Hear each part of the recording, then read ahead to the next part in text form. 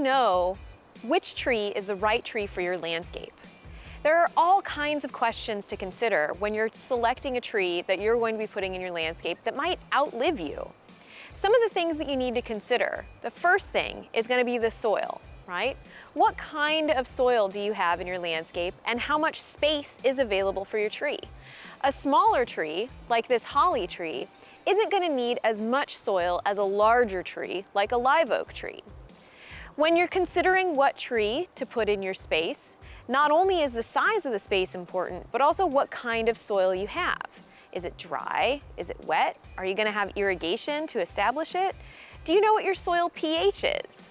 If you don't, you can bring a soil sample to your local county extension office and they'll provide you with your pH and your soluble salts in your soil. Different trees have different kinds of pH ranges where they'll be healthy. Beyond that, once you've established that you have enough space for your tree and that the soil is right, you can start to think about the climate around your tree. Different trees have different climate zones where they're going to be happy. You can have one tree that you might find in zones 6 through 8, or another tree that you might find in zones 9 through 11.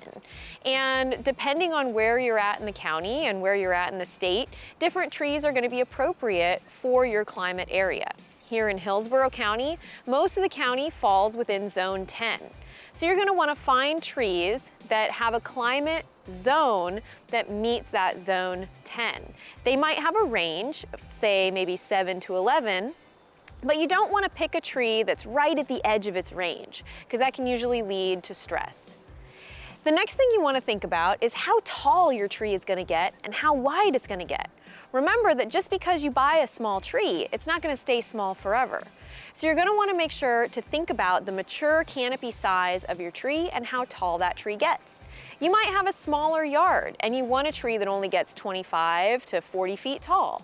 Or if you have a lot of space, you might want to think about something that gets 80 to 120 feet tall. It all depends on your site. This is why we rely on a phrase called right tree, right place.